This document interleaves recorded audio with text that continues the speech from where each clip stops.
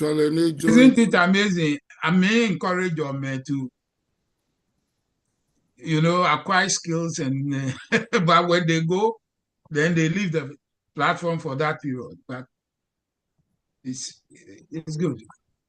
And it cannot be a Provena run out time is restored to 4 hours a well, it should be is I think it should work for them. Okay. You hardly see them these days. Okay, let's get started. Anyway, anybody with a question, a concern, a revelation, an epiphany, what have you? Your screen is changed. Are you aware? My screen is what? Change. How is it changed? Oh, okay. It's now on Zoom. On Zoom, yeah. Thank you. Okay. Yeah. Any questions? Any ideas? Any revelations? A new diagram, or we are the same thing, but this time I've incorporated some things that you would appreciate, right? You took out the Moses. Oh, Moses, I mean. Yeah, and Moses. So instead of Moses, you have Israelite people 1, non-Israelite people 1, Pharaoh 1, Egyptian 1, and we'll do everything according to how the test is and get some amazing revelations out of this. So no more country and no more Egypt. Country is there. There is country is at the top. Where is country? I don't see country. I see king people 1. Okay, country. There's no Egypt. Okay, country is actually at the top.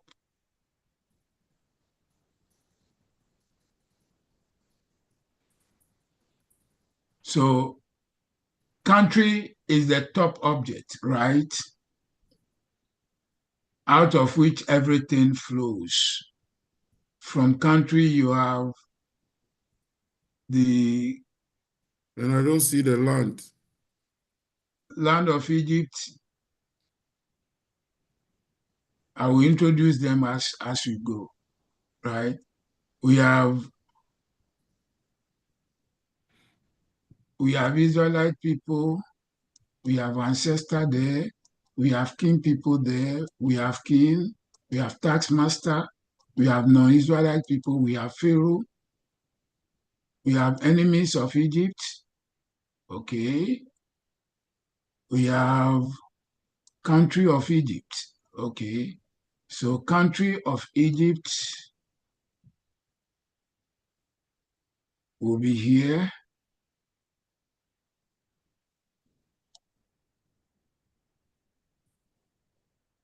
And then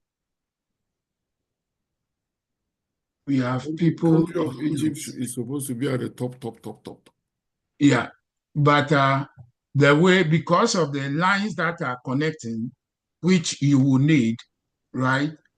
I will explain them as time goes on. We'll clean it up. We'll learn how to clean it up, right?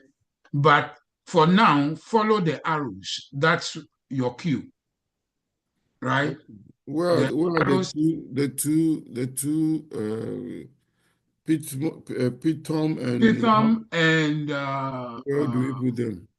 Okay, you see them. Pithom, they are treasure cities, right? Where is it? So let's locate treasure cities.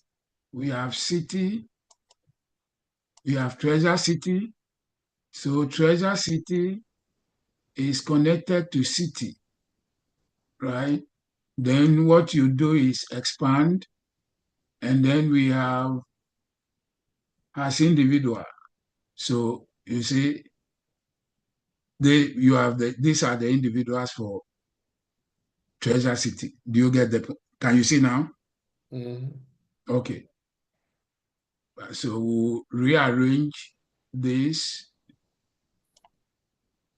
We have country of Egypt. We have take away enemies of Egypt. We have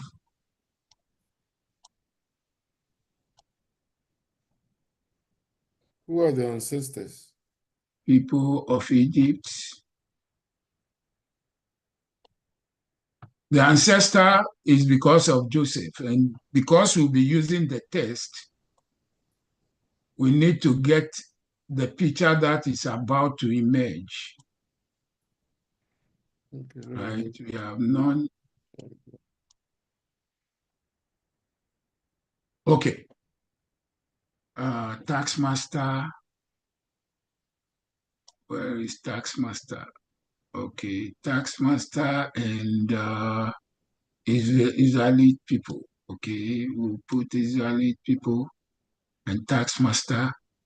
We have king people and Taxmaster. We have persons, and they connect everybody. Now, okay, let's read the text and then we'll make sense of it with what we have on the board, right? It says, and these are the days. Sorry.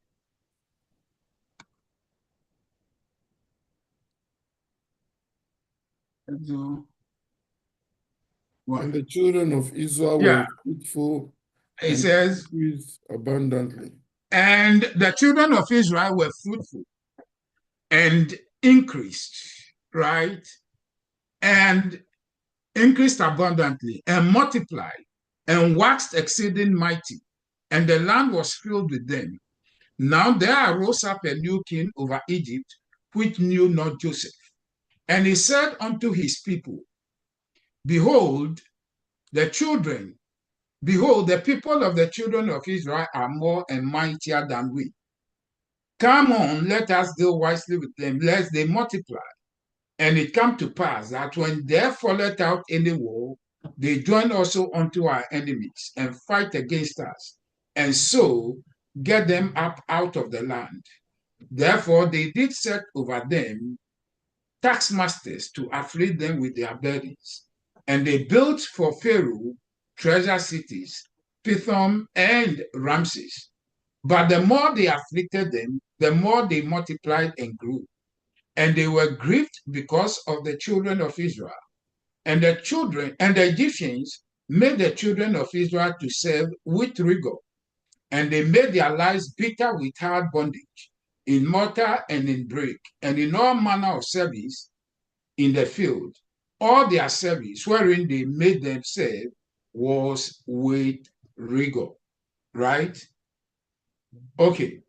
Now the new trick on the new tool I want to introduce you to, right, is the ability to organize material, knowledge, data, right, into what we call containers, like classes. So you have certain words there that they constitute classes because they contain other things. Are you getting me? Example is taxmaster. The fact that in the text you have taxmasters, it means that it is a class that contains what? Taxmasters, right? So if you look at the taxmaster, right, you have one taxmaster one there, which is to tell you it has at least one person who is a member of that class. Is that making sense? Mm-hmm. Okay. Now, we have also the new king, because we have king as a class, right? We have king as a class, and out of that, you have the new king who emerged. Is that making sense? Is that making sense? Yeah. Because the word king doesn't refer to any one particular person, right? But it is like an office that different people occupy, right, at any point in time. So according to our text, in verse 8, a new king who was a member of the king class emerged. Is that making sense? Mm-hmm. Okay. And the text tells us that he arose over Egypt. Now, if you go into our text, right, if you come to the right of this, right, what we have here are the containers, right? We'll look at what they contain, but those are the things that you are seeing on the screen now, right? Now, so if we look at king, right, and this time we go to entities, we want to look at the classes. We look at the king, you realize that you see, okay, king, we see that you have an instance. The name of one of them is what? New King 1. Is that making sense? Mm-hmm. Now, you will see an interesting thing from here. This New King 1, right? Mm-hmm. He has a relationship with another class, which is to say, the king class has a relationship with the class called Egypt. Mm-hmm. Is that making sense? Mm-hmm. And the class called Egypt is made up of what? 2 subclasses, the land and the people. Is that making sense? Yeah. Okay.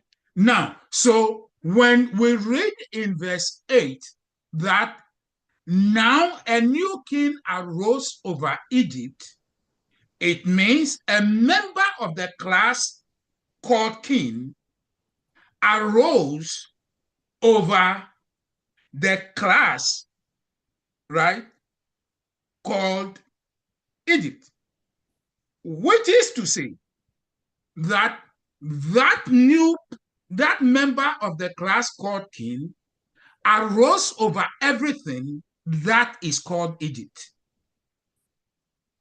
Is that making sense? Mm-hmm. Right? And we know that Egypt is made up of what? Land and people. Mm-hmm. Right? So mm-hmm. If you look to the left here, look on the screen, look at the way the images are arranged.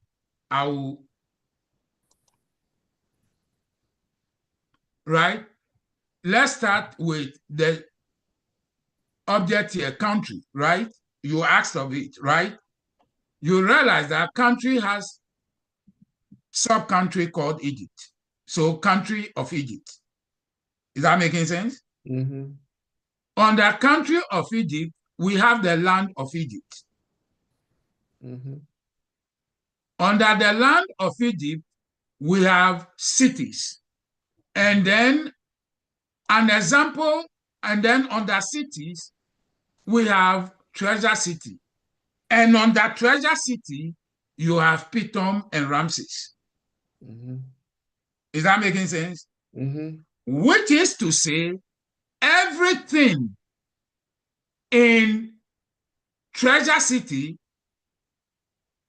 right, mm-hmm. will be, whatever Pithom and Ramses have, they will inherit it from Treasure City. Mm-hmm. Which is to say, Treasure City will contain everything that Pithom has. It will also contain everything that Ramses has. Mm-hmm. But Ramses may not necessarily contain everything that Treasure City has. Mm-hmm. Is that making sense? Yeah, it's understandable. The hierarchy of the thing. Okay. Therefore, look at what happened. If the new king arose over Egypt, and Egypt is the parent of the land of Egypt, and also the parent of the cities and is also the parent of the treasure cities. He also therefore would arise over Pithom and Ramses. Are you not getting the picture clear? Which is to say, the treasure cities, whatever was in them, were part of the land of Egypt. Sure. Dr. Boyson, are you there? Yeah, I'm here. Yeah, I'm in a driving. Is that making sense? Yeah. Okay. Which is to say, parents inherit, children inherit from their parents. Parents don't inherit from children. Whatever a child has, the parent must first have it. That is the understanding we get here. Is that making sense? In a way. Oh, I mean, for the sake of this, that's why this diagram is very important. Is that making sense? Yeah. Okay. Now, let's come to the people, right? When you come to the people of Egypt, you have Egyptians, right? But there is something that emerges from the text that we have to be careful, and then we will highlight it. The people of Egypt has the Israelite people as members of that, right? Meanwhile, the Israelite people would constitute a class by themselves. Do you realize that? Mm-hmm. Okay. Now, the Israelite people will have a member. Let's look at a member of the Israelite people. We call it Israelite people 1. Is that making sense? Mm-hmm. Okay. Now, the Bible makes us to understand that a new king arose who did not know Joseph. Right? Mm-hmm. Now, therefore, we have to find where that Joseph was located. It turns out Joseph was an ancestor of the group here. So Joseph would be the ancestors would constitute a class, and that will also include Joseph, as well as all the children from verse 1 to 6. Are you not getting the point, Clay? Mm-hmm. Okay. So the ancestor we are interested in, this is where we call it, right? Joseph. Now we would have to show the link. Why this is important, why this diagram is going to revolutionize the way you see text. Now, so Joseph will be an ancestor of the children of Israel. Is that making sense?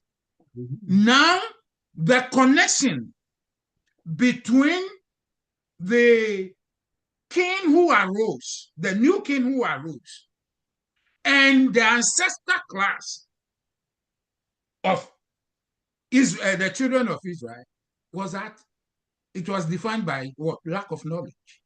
Because the text says a king arose who did not know Joseph. And if Joseph was an ancestor, an ancestor belonging to the ancestor class, then the relationship between the new king and the ancestor class of Israel was what? Defined by what? Ignorance.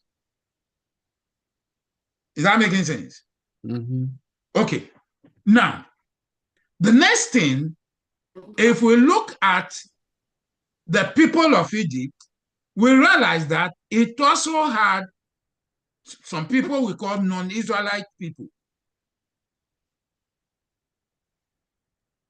Do you get the point? Mm-hmm. The non-Israelite people actually turned out to be the same people known as Egyptians. And then the question becomes, were the children of Israel not Egyptians? Would you say true they were Egyptians or they were not? Some were, some were not. Okay, but for now, let's say the society was made up of the children of Israel and everybody else, right? So this is what the text tells us, and why the use of the Egyptian here did or does not include the children of Israel. Let's read from the text, right? Let's read from the text. Let's go to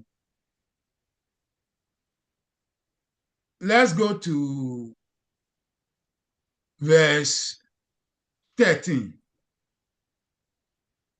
Can somebody read verse 13? And the Egyptians made the children of Israel to serve with rigor.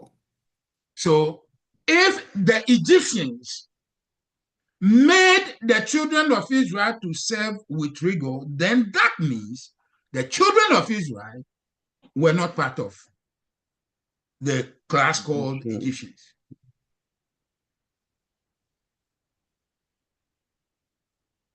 Are you not getting the serious complication in the text here? Is that making sense? Mm-hmm. Okay. Now, I want you to look at, I have said the non-Israelite people, right? We said they constitute a subclass of the people of Egypt, just as the children of Egypt, children of Israel. Mm-hmm. Right? Mm-hmm. The instance we have is non-Israelite people. Now, so the non-Israelite people one, let's see who that same person will be. So we go to this and we want to identify people by their class. So we look at this, right? We want the non-Israelite people. So we are interested in this, right? Look at here, same individual as who? The king people. And the same as Egyptians, mm-hmm. Right? Why is that important? It means that whenever we, in the text, we see non-Israelite people or Egyptian people one or Egyptian, we are looking at the same person. The same class of people or the same person? The same person, because we are the people, the real thing we are interested in is the individual, right? But to identify the individual, you have to realize that he was part of a class. Is that making sense? Okay. So a class is a container that will contain different individuals. Is that making sense now? Mm-hmm. Right? Okay. So despite the fact that different names, different containers have been mentioned, we are dealing with a situation where you have the same individual belonging to different classes. Is that making sense? Mm-hmm. So it is possible for Egyptian one to be a member of the taxmasters class. And if he was a member of the taxmasters class, taxmaster one, which is a member in that taxmaster class, would also be the same person as Egyptian one.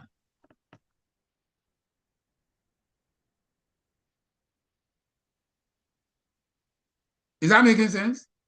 Mm-hmm.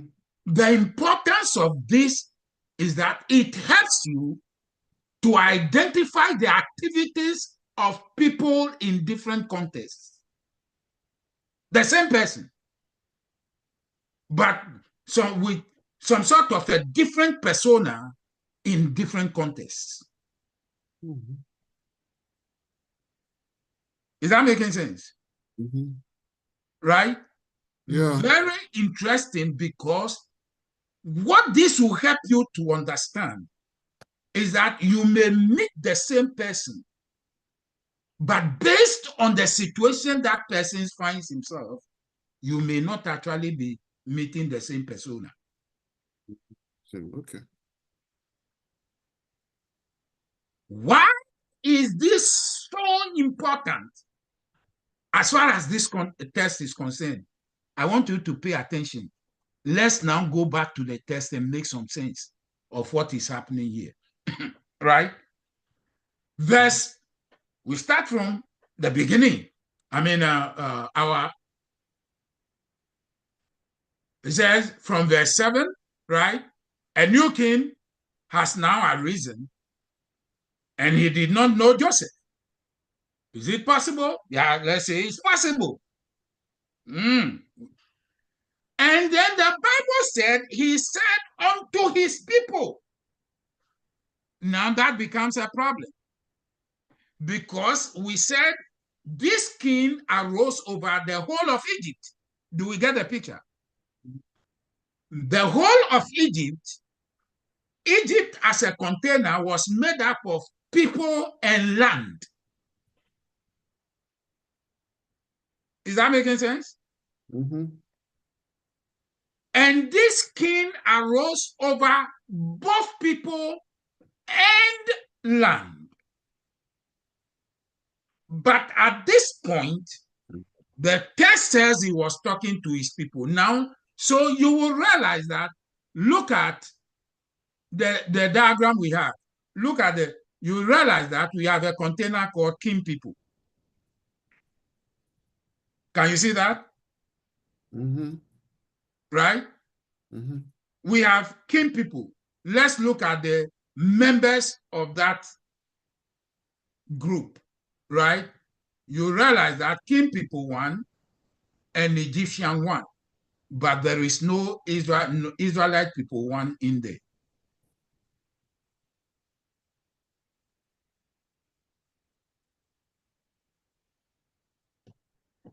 Are you not getting the picture clear? Mm-hmm.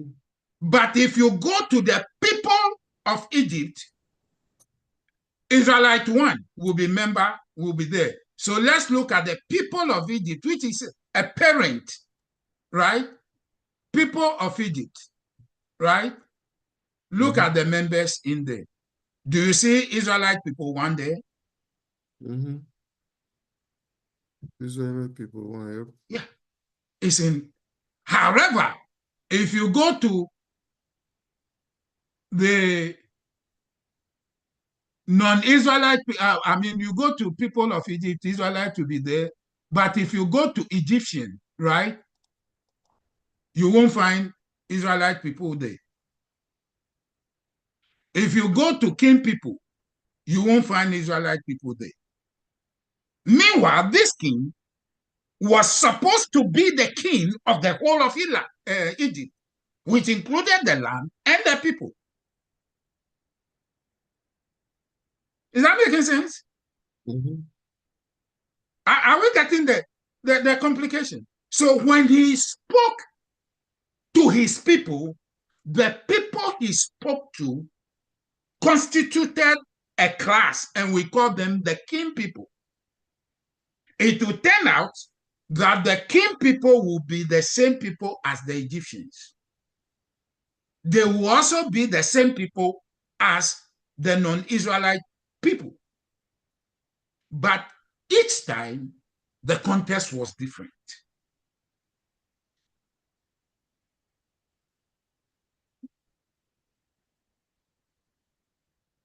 Is it making sense?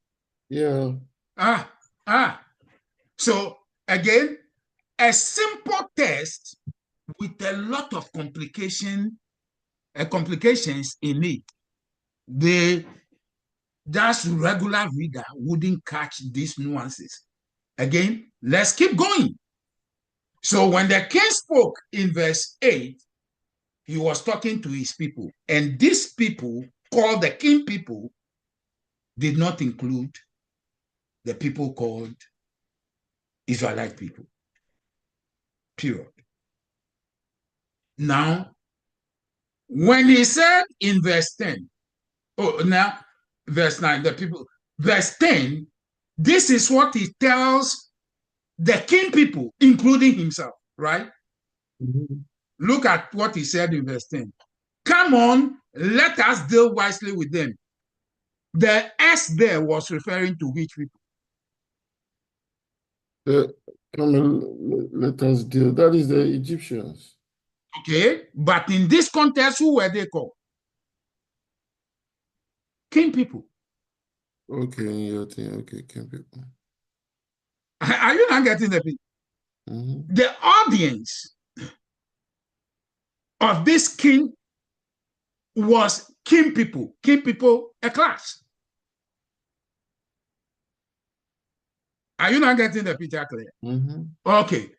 And so when he said, let us deal wisely with them, he, in addition to his people, he said, let us deal wisely with them. So the whole class was going to display wisdom. Are you not getting the picture clear? Mm-hmm. And that class was going to use wisdom to deal with another class. And that other class, the target class, was the class called the people, the Israelite people. Are you not getting what was happening? Mm-hmm. So what do you get? You get a society that was divided by class, with the leader being a member of one of the classes. What do you think will happen to the group that did not have the leader as a member of their class? And what do you think will happen to the members of the group that has the leader as a member of their class? You realize that one group will enjoy, the other group may not.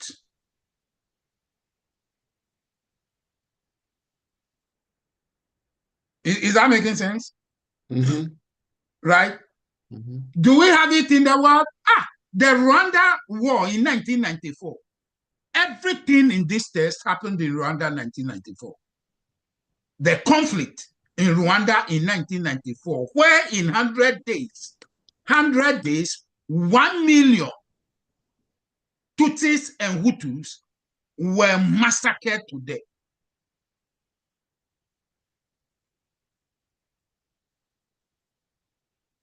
Everything here. What happened? It so happened that the society, the Rwanda society, was mostly made up of two major groups, the Tutsis and the Hutus. Are we getting the picture clear? Just as we had Israelite people and non-Israelite people as the two groups or two classes in the country called Egypt. And it so happened that the king, the president of Rwanda, as at 1994, his name was Juvenal Habyarimana.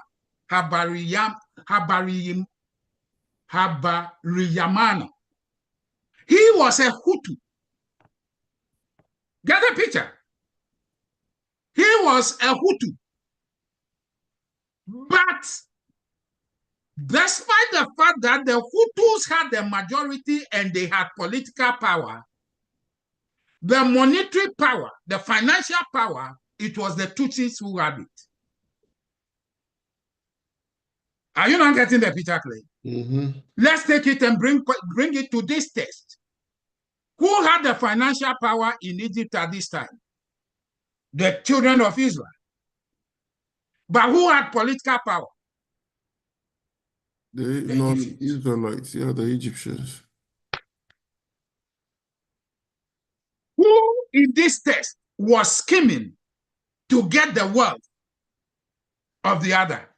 It was the non-Israelites scheming, using their political power to get the wealth of the children of Israel. Are you getting the picture clear? Mm-hmm. Is that now making sense? Mm-hmm. What happened in 1994? Rwanda. The Hutus wanted to use their political capital to rob the Hutus, the Tutsis, of their financial power. How were they going to do it? Kill as many Tutsis as possible. Don't give them political power. The power they also have, take it from them. Let's come to the text. When the king spoke, he didn't include members of the class that had financial power. And what was the scheme? Right?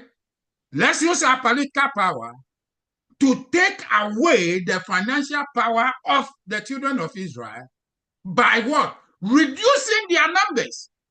Because let's look at verse 10. He said, if we don't use wisdom, these people will multiply. So the goal is we have to stop them from multiplying. Are you not getting the picture clear? Mhm. Right? Mhm. To Hutus, let's rob the Hutus of their financial power. How do we do that? Kill them so they will reduce their number. They won't multiply. And then we'll use our numerical advantage to wrestle financial power from them. The same thing you are seeing here. The same thing is happening in America. You see what they call DEI? Mhm. So at the end of the day, the people who really are going to get the wealth in America are white men. Who is the leader of America? Is it a woman? A white man. Mhm. And what is he doing? Firing people in the name of what? DEI. And who constitute the DEI class? Black people or minorities. So the same thing you are seeing, and I kept telling you, the text of the Bible is not necessarily historical. It is experiential. It is not what happened, but what happens. It's happening now. Are we getting the picture clear? Yes, sir. Okay. Now let's go on, right? He said, come on, let us deal wisely with them, lest they multiply. And it came to pass that when they falleth out in a war, I hope if there's only 1,000, if you finish it, they joined also unto our enemies and fight against us. Fight against us. Fight against us. And so get them out of the land. This was the problem of the king and his people. So let's look at their argument, right? We have political power, but we don't have financial power. Let's make sure we use our political power to wrestle the financial power from the other group. And the way to go about it is contain or control their number, right? Not only that, we'll make sure they don't go out of this country. We also want to make sure that when war breaks out, they will not join our enemies and fight us. Are you not getting a picture? Is that making sense? Very, very, very interesting. Now, verse 11, they've identified their problem and their goal in verse 10. Now, verse 11, let's implement our plan. Is that making sense now? What was the plan? The plan is promote non-Israelite people over Israelite people. That's the first thing. That's what we call racism here and discrimination here. So this, Pastor, so this age-old problem, is it wickedness?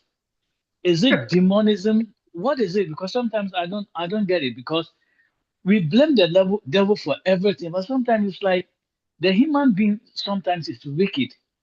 Because from what happened there and what is happening here, you can't even wrap your mind around some of these things. How can human be so wicked? I want to terminate people, because instead of using the qualities of this Israelites to better your country, you rather look at the other side just because they are multiplying and they are mighty and all that, crappy thing. I mean, yeah. I think it's the class system too. Everything it's also the class system. You're absolutely right, Cynthia. Karl Marx. It's the class system. That's very interesting. Yeah. So now, when you are reading the Bible, look at what is happening. That's the whole goal. So you will understand. You didn't recognize my voice. Yeah, stuck you. Yeah. Yeah, but Cynthia also spoke. That's why I mentioned the name before. She spoke before you did. I know. Okay, let's keep going. No, don't worry. No kinky for him tonight. Just, it's simple for me. Okay, right? So we have the same situation. What happens in life, not what happened some time ago, right? Okay. So verse 11, implementation of the plan. Let's identify a group, right? And put the group in charge to execute the plan, right? Mind you, the goal, the problem, and whatever, they've been specified in verse 10, right? We don't want the Jews with their financial power, the children of Israel with their financial power, to also become a military power. Because don't forget, in verse 7, we've already been told, the king has told us in verse 9, that the children of Israel, they are mightier, they are stronger, and they are more in number than us. So if they join forces with our enemies, we are dead. Already, they are an internal enemy. If they join forces with an external enemy and all of them fight us, already they are stronger than us. So the question is, why would you even think that somebody who is a citizen in your country or belongs to your country, why are you beginning to think that there will be a fight and they will go and fight for the opposition? Does it mean you are not treating them well? Why would you? That you asked earlier, this is the human condition. It's unfortunate. This is the human condition. Yeah, because for instance, if you tell me that if you have an issue with your neighbor and your wife or your husband is going to be on the side of your neighbor, the question you begin to ask yourself is, what is going on internally in my house or in my country? Why would somebody close to me rather want to go and fight for the enemy? It's like I have a fight with my neighbor and then my wife decides to fight for my neighbor. Either maybe I'm not treating her right, or there's some external factors that I don't have control of. But if you think about the fact that your resident is going to fight for your enemy, then there's something wrong. Yeah. You see, but that is what the author wants you to do, to be able to make inferences, because he is not going to explicitly tell you things. You make your inferences. And what helps you to make those inferences is a diagram. This is why this diagram is so important. Because An aspect of it I will show you is what we call the relationship between the classes based on the verbs, or what we call the predicates, used in the same sentence. Powerful stuff. Powerful stuff. So again, verse 10, identify the problem, lay out a plan. Verse 11, execute the plan. What was the nature of the execution? Afflict them with burdens. Are you not getting the picture clear? Yep. Question. Was it the whole of Egypt, the whole of the whole non-Egyptians, the whole non-Israelite people, or the Egyptians, that was tasked to afflict the Israelites with burdens? Question. I'm asking a question. It's not the whole population. So which population, which class, which group, whatever, was tasked with the responsibility? You mean the tasking, or the people who were? I mean, the group within the Egypt. Don't forget, the people of Egypt, the whole people of Egypt. You have different. They are comprised. Yeah, the Egyptian, the original Egyptians, so to speak. Right. I don't know whether now we've realized because that of accents. One of the classes is the target, right? Yeah. Okay. The now the other Egyptians. classes there, which of the non-Jewish or non-Israelite classes in Egypt was assigned the responsibility of afflicting the children of Israel with burdens? And the operating word is afflicting with burdens. Read verse 11.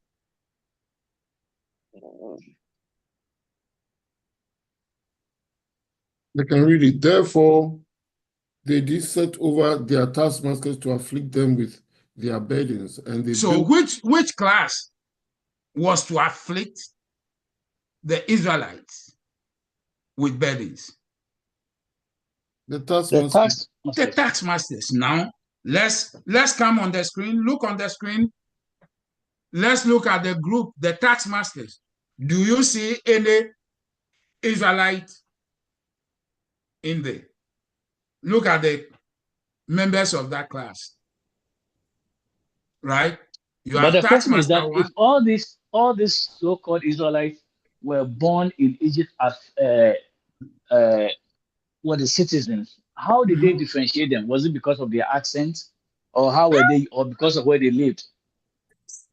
That's an interesting question. We'll answer that maybe in the course of this, right? It's an amazing thing. It's an amazing thing. But you are looking again at the human condition. We have in Ghana now, and I'm sounding the alarm.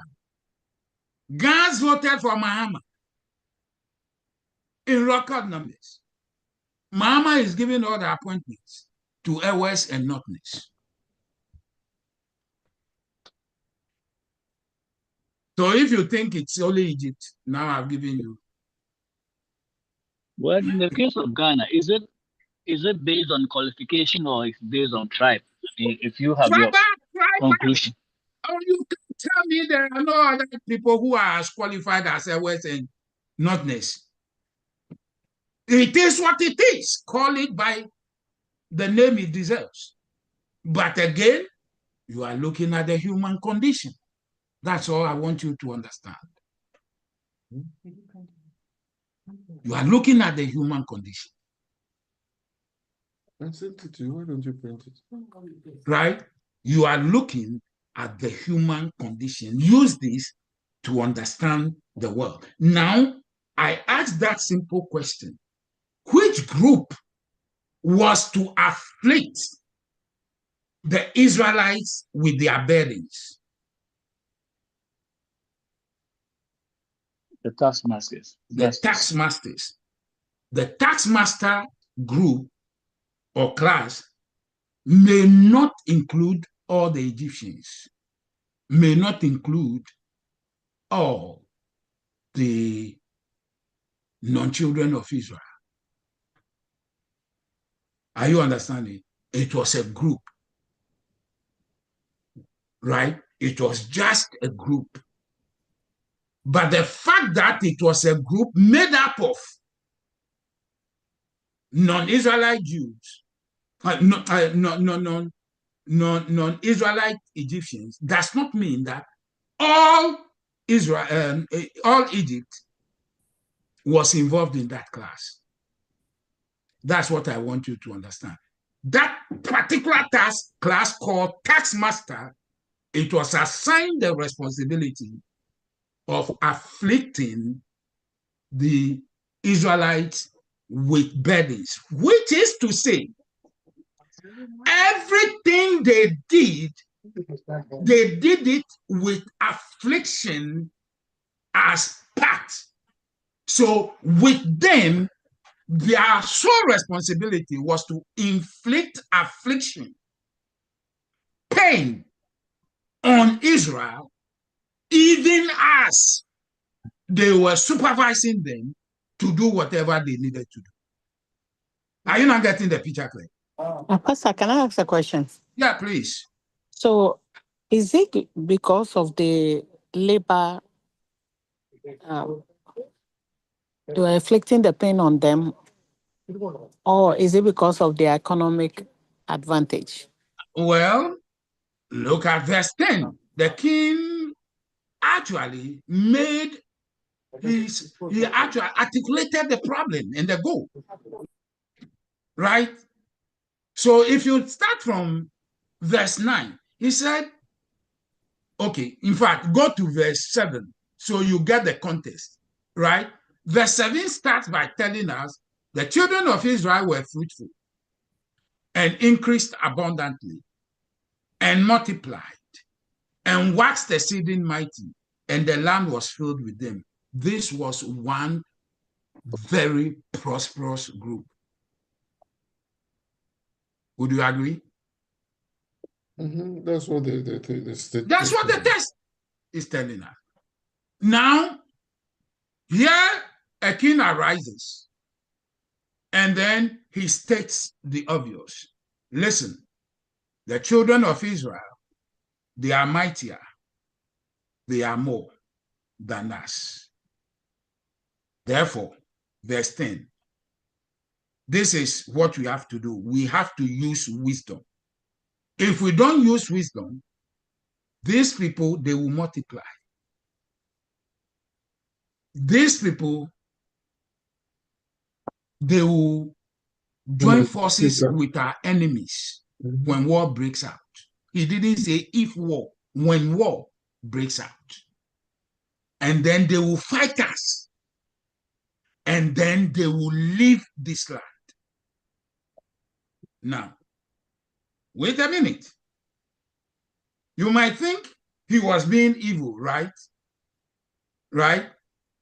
Mm-hmm. Don't you think this king was evil? I mean, at least with what he's articulated. Anybody who counter that argument? That at least he wasn't acting as a king. He was trying to protect his people. Oh, okay, but his people included the whole of Egypt. The whole land and the whole. He didn't see them as Egyptians. Okay. Now, that's why I said, you read carefully, right?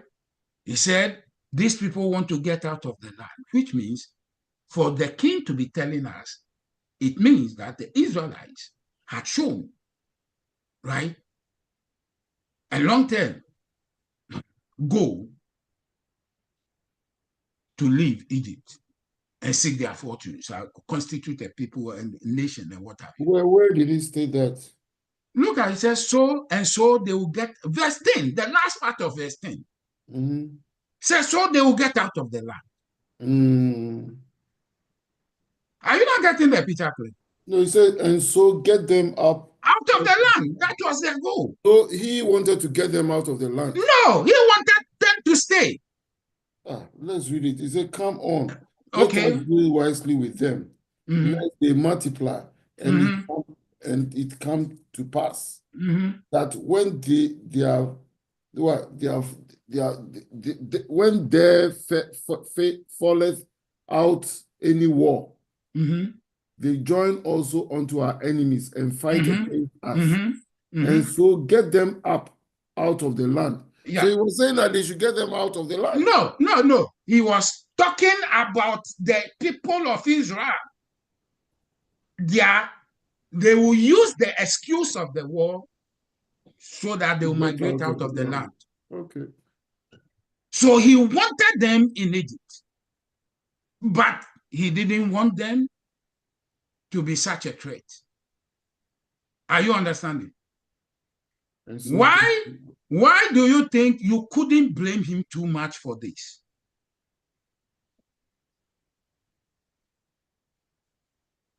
Stakio, any idea? Any ideas? Dr. Boyson? Your question again? What argument could you make that the king was not necessarily being evil here? I think it's more for his economic gain, but everybody there should actually be his people. Well, he was a racist king. I don't think so. He was jealous. It was a jealous thing. Maybe, but I also don't think so. He was protecting his people. But his people should also include the Israelites. Israelites, yeah. No, the Israelites, the Israelites were not his people. The Israelites were not his people. What the question, therefore, based on what the king has written, the author has written, why wouldn't he do that? Or why wasn't he doing that? And that's why, again, let's look at the diagram. Right? Let's look at the diagram. What is happening? Look on the screen. Again, don't forget, let me go to the graph, right? If you start with the country of Egypt, right? Which is the parent of the people of Egypt, right? Is that making sense? The people of Egypt was the parent of the king's people. It was also the parent of the Israeli people. It was also the parent of the non-Israeli people. Do you get the picture? Are you getting the picture, Clay? Now, I can rearrange it, remove everything so you get the picture again. We said that the king people, right? The king people, right? Whatever the people of Egypt will possess, they will get it from the country of Egypt. Do you agree? The people of Egypt will inherit from the country of Egypt. The Israeli people would inherit from the people of Egypt. Because the people of Egypt is the parent of the Israel people. The Israelites will not inherit from the people of Egypt. No. Yeah, they will inherit from the country. Parents, and so that's what. The parent is the one from whom the child inherits. But the people of Israel are not the children of they are also Egyptians, as we are saying. Yes, so they are not the children. No. Listen carefully. Listen carefully. They are in Egypt. They are Egyptians. And so they constitute a subclass of the people of Egypt. You agree? Yeah, but you were saying they are Egyptians. let's put it this way. Forget about what the king had. All the people of Egypt who live there, right? They will inherit whatever they will get from Egypt. From the country, yep. Are you getting the picture? So the wealth that the Israelites possessed here, they inherited it from Egypt. From the country of Egypt, not from the people. Whether people or country, okay, but from because Egypt. You were saying from the people, that's why I was saying that. I mean, because the Israelites, the people of Israel, they constitute a subclass of the people of Egypt. The term Egypt includes both the people and the land. We are talking of the people here. And so the people of Egypt will be everybody in Egypt, whether non-Israelite or Israelite. Is that making sense? So the people of Egypt will be the class from which the Israelite people will inherit from. So the Egyptians too inherit from the people of Egypt. Okay, if that's how you're gonna, okay. Are you not getting the picture clear? So the wealth of the people, the Israelite people, actually was the wealth of the people of Egypt.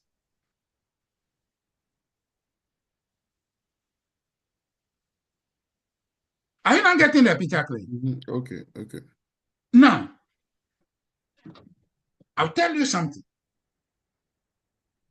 Idi Amin came to power in 1972 in Uganda. And he sacked all the Asians.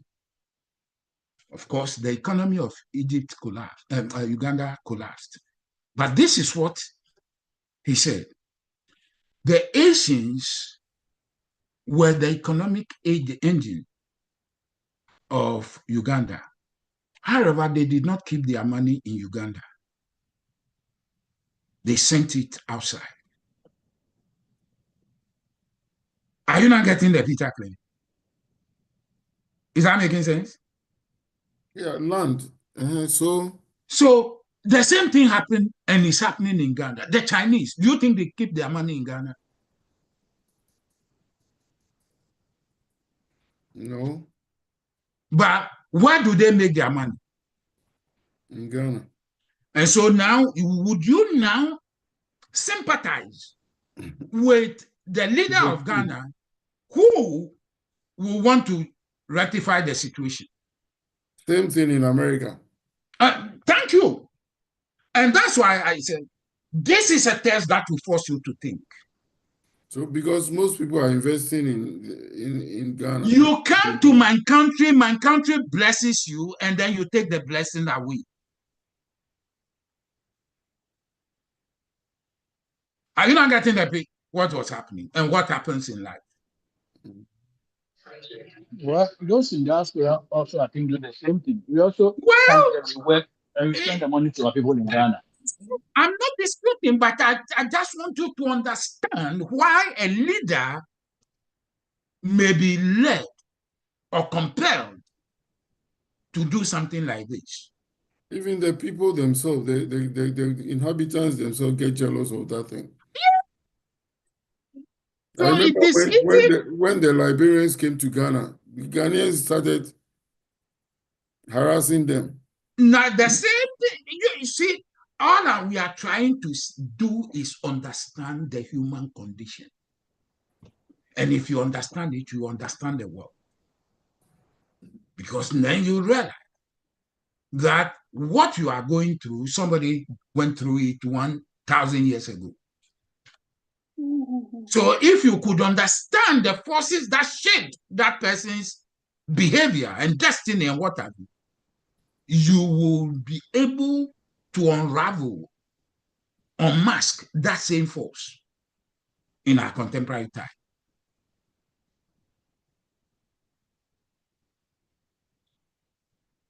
Are you getting the picture clear? So I want you take emotions out of this. It's very interesting the way Christians will react to this, but the author wrote it for both Christians and non-Christians, for people to really understand the world and how it works.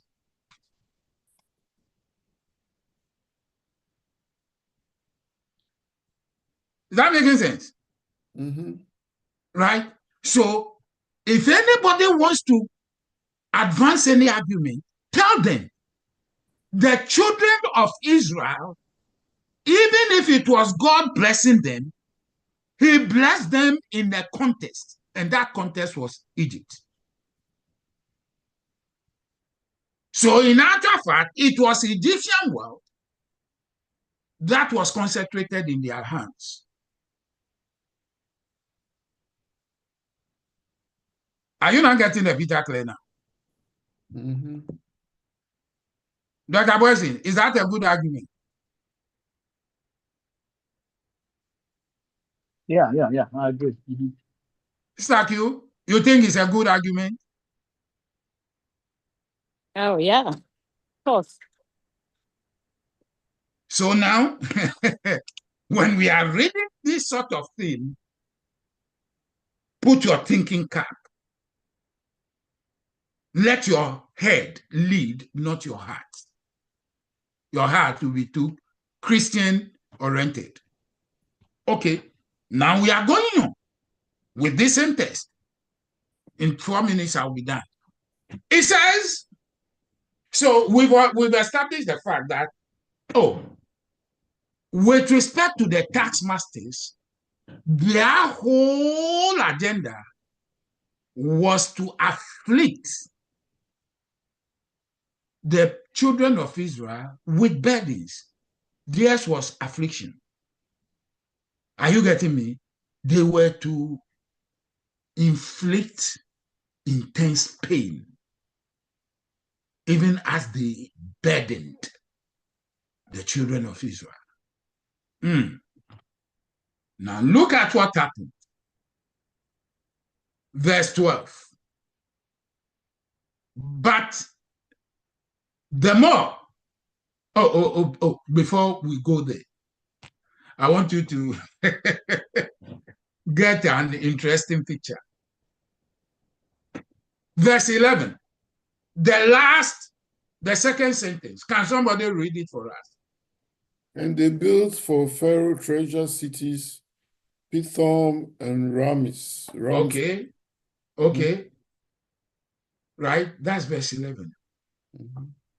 Whom did the children of Israel build the treasure cities for? For the king, for the Pharaoh. Did they build it for the people? They built it for Pharaoh. But who set the tax masters over the children of Israel? Pharaoh. No, go back to verse 11.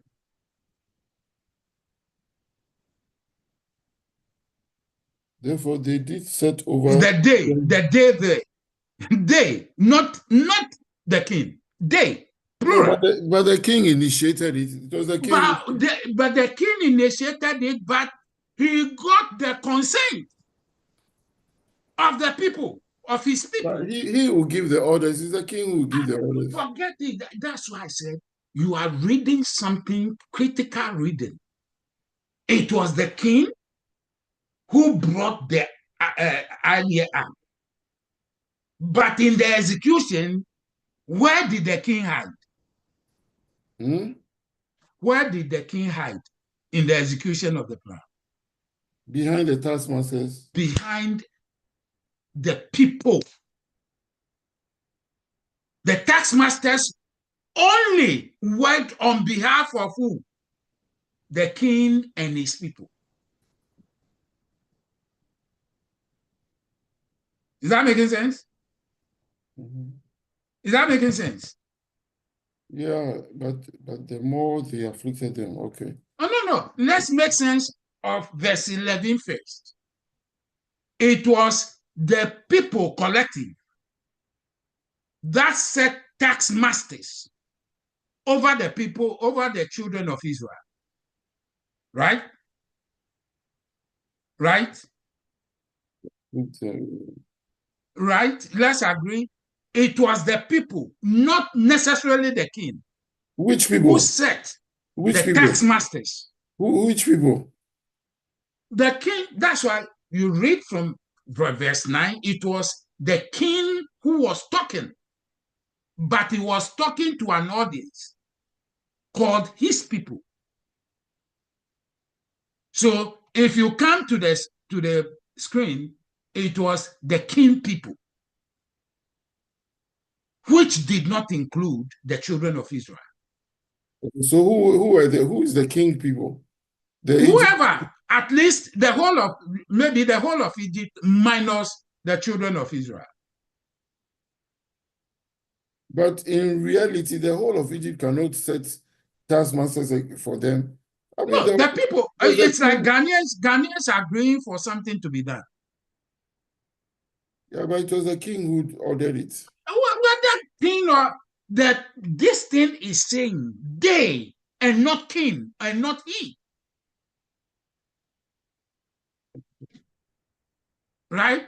Verse 11, therefore they, not he, which will refer to the king. Is that making sense? Yeah. Do we agree? Starkey, are you there? Do you agree?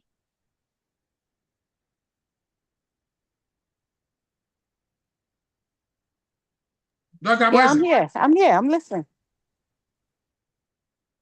Do we agree to what is happening, what the author is subtly putting across? Yep. Right? It was the people. So it was a collective decision. Gabo, you now getting the point? Yeah. Even it was a collective decision. 13 even says, and the Egyptians made the children of Israel with rigor. Yeah. So 13 clarifies the thing. But before we get to 13, right, I want us to concentrate on 11. Something happened there. It was the people who set the tax masters over the children of Israel. Mm-hmm. Right? Mm-hmm. And so the tax masters supervised the children of Israel to build the treasure cities. Mm-hmm. But who became the owner of the treasure cities? Pharaoh himself, the king. What do you think was happening there? And what do you think happens in life? Why do you think Trump has made billionaires so popular, so prominent in his government? So that he can make more, they will make money for him. What happened still happens. So this king, he had an agenda. He wasn't thinking about the people. He was thinking about himself. But he will find useful idiots and hide his finger or hand behind them. Are you getting me? Mm-hmm. Yeah. Yes.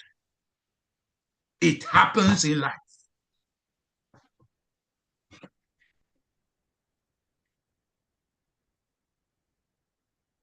They tell her, we're not going to sit down and make a picnic every day, la vida.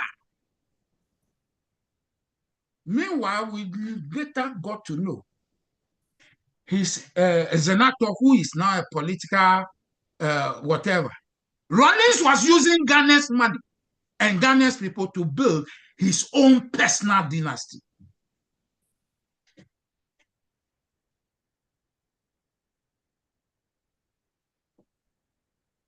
It's the same thing you are saying.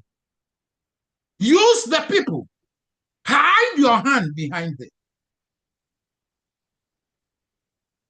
Use them to get some public stuff to become your personal property. I believe some of the Christian leaders too are doing the same thing. This is the human condition. This is the human condition. Go to Ghana, you've brought the Christian leaders. What is the popular thing now? Every known Christian leader is making his children the head pastor. Adi Ansari has done it. Duncan Williams has done it. Kranji Ankara has done it. Dagawad Mills has done it. Kakia Boy has done it. Are you trying to tell me these people, all their children have fallen? No, it's business. You are understanding the human condition.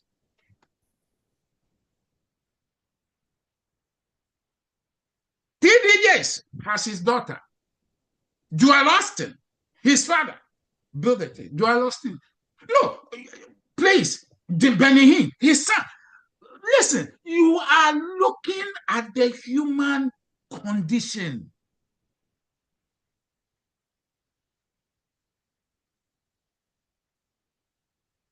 Is that making sense? Mm-hmm. So you read a text like this carefully, you gain understanding, you gain insight about the world.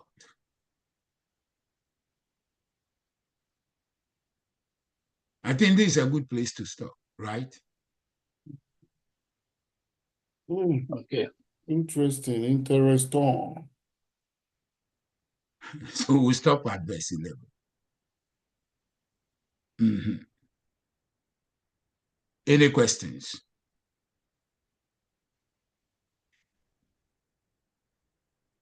They built for Pharaoh treasure cities.